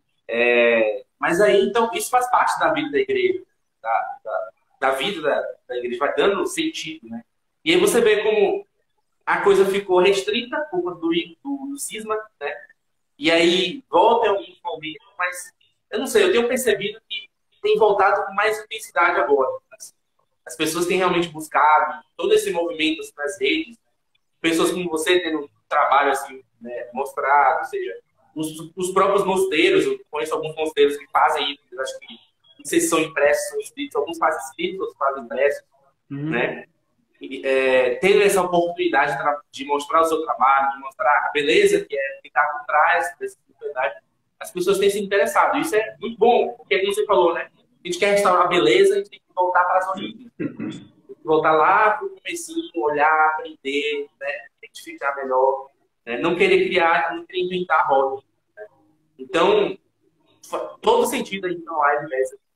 Né? Espero que tenha mais vezes depois. Por favor, por favor. De preferência, a gente ainda vai fazer uma live aqui dentro de casa. Perfeito, maravilha. Enfim, mas é isso. Agradecer a presença aqui do Walter, o pessoal que ficou aqui do começo até o final. Até você que eu vou salvar essa live, botar no YouTube, se estiver assistindo depois também. É muito bom ter pessoas se interessando por isso. Né? Então, se quiser dar as últimas palavras aí, vamos. Tchau, boa noite. Gente, obrigado, viu? Principalmente pela paciência de vocês aí, tá tanto tempo aí. Qualquer coisinha, qualquer dúvida, pergunte ao Yuri, porque o Yuri é o cara da história aí da igreja. Então pode perguntar, principalmente por essa parte aí da iconoclastia, porque eu só sou técnica e algumas partes de espiritualidade. História eu sou péssimo, viu, Yuri? Aí, então, aí eu deixar o encargo dele. Mas caso vocês queiram saber um pouco mais de técnica, ótimo, tem só 17 pessoas, então eu vou falar para vocês 17 que estão aqui e aqueles outros que vão assistir depois, né, Yuri? Mas e se tiverem assistido até o final? No próximo, eu acho que próxima semana eu inicio um ícone novo. E aí, desse ícone novo, eu vou mostrar passo a passo, detalhes mesmo, e postar nos stories. Então, para quem se interessar, é só acompanhar meus stories, tá bom? E é só, Perfeito. Yuri. Eu vou acompanhar, pode ter certeza. Yes! Então, muito obrigado aí novamente, pessoal. Tenham uma boa noite, né? Abraços aí a todos vocês. Fiquem com Deus. Até mais. Até a próxima. Com Deus. Tchau, tchau.